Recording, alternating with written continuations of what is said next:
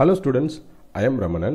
In the video class 12 exercise 7.1 இருந்து sum number 7 பார்க்க போறோம். The beacon makes one revolution every seconds. It is located on the ship which is anchored 5 km from the straight seashore line.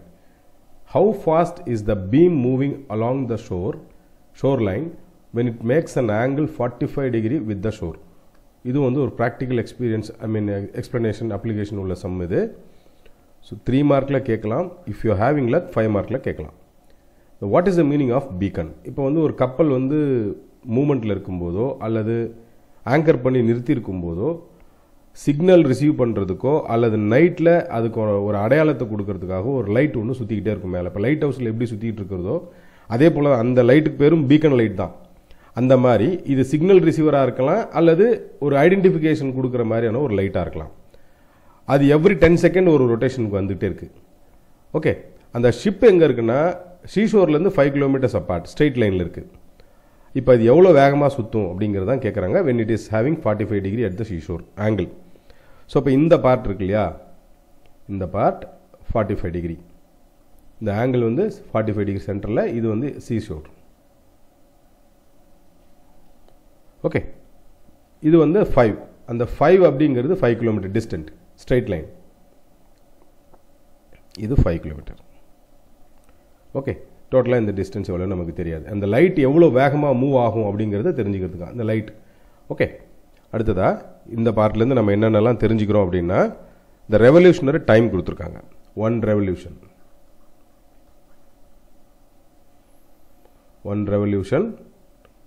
in every 10 seconds. Okay, அடுத்ததா it covers எவ்வளோ distance cover பண்ணுது. for every 10 second it covers in 10 second 360 சொல்லலாமா, 360 degree. R அதை நமக்கு இந்த சம்முக்கு தகுந்த மாதிரி angle கொடுத்துருக்கிறதுனால அதை 2πன்னு எடுத்துப்போம். ஒரு 10 செகண்டுக்கு 2π கவர் பண்ணுது அப்படின்னா 1 செகண்டுக்கு இன் 1 செகண்ட் 2π/10. ஓகே, இப்போ ஒரு ரெவல்யூஷன்னா ரெவல்யூஷன் இன் 1 செகண்ட் எதாச்சா. அடுத்ததா இது எப்படி எழுதலாம், ரெவல்யூஷன் இன் 1 செகண்ட். இதை சிம்பிளிஃபை பண்ணிக்கலாமா, 2 × 5, இதை வந்து π/5 வச்சுப்போம். இது எங்கே சேஞ்ச் ஆகுது அப்படின்னா, இந்த லைட் வந்து இந்த இடத்துல இருக்கலாம், இந்த ரொட்டேஷனில் எங்கே வேணாலும் இருக்கலாம். இந்த சென்டரில் ஆரம்பித்து இந்த ரொட்டேஷனில் சுற்றி சுற்றி வரலாம். அப்படி இந்த லைட் வந்து சுற்றி சுற்றி வரும் இல்லையா. அப்போ இது ஒரு பார்ட்டு தான், நம்ம இந்த ஒரு பீமை மட்டும்தான் எடுத்துருக்கோம் இந்த இடத்துல இருந்து, இந்த சீஷோர் அப்படிங்கிற ஒரு பார்ட்டை. என்ன சேஞ்ச் ஆகுது அப்படின்னா, difference in theta with respect to time, ஆங்கிளில் சேஞ்ச் ஆகுது. ஸோ π/5 இதனுடைய வேல்யூ. ஸோ எக்ஸ் கிவ்ஸ் நமக்கு என்ன வேல்யூ வரும் அப்படின்னா, ரைட் ஆங்கிள் ட்ரையாங்கிளாக இருக்கிறதுனால tan தீட்டான்னு எடுத்துக்கலாம். tan theta = π/5.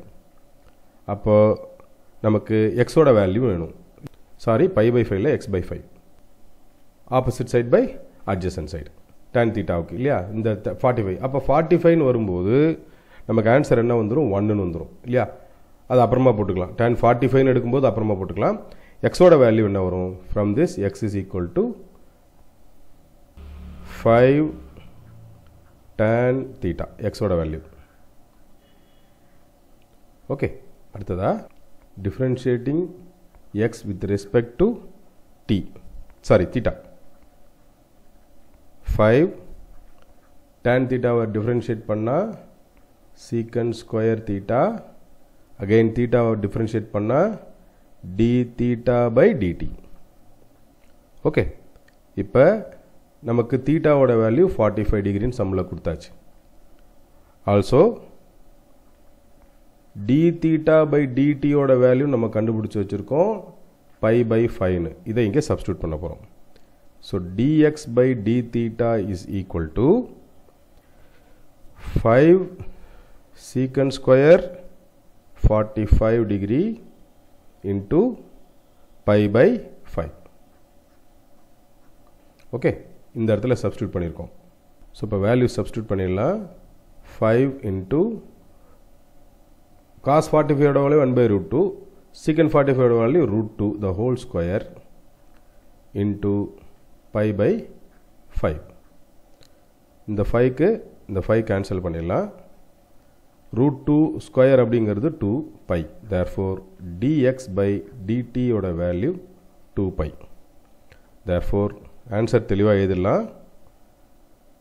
the beam moving along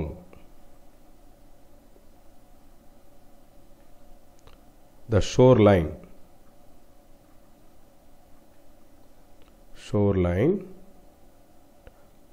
at a rate of 2 pi kilometer per second. இந்த பீம் மூவிங்ன்றது ஒளிக்கற்றை அப்படின்னு சொல்லுவோம். நம்ம இந்த லைட்டில் அந்த பல்பில் இருந்து வெளியாகக்கூடிய லைட் பண்டல் ஆஃப் லைட்ஸ் அப்படி தான் நம்ம சொல்லுவோம். ஓகே, அதை தான் இந்த பீம்ன்ற வார்த்தை, அதுக்கான மீனிங் அதான். நான் நடத்தின இந்த சம் உங்களுக்கு ரொம்ப ஈஸியாக புரிஞ்சிருக்குன்னு நினைக்கிறேன் ஸ்டூடெண்ட்ஸ். தேங்க்யூ.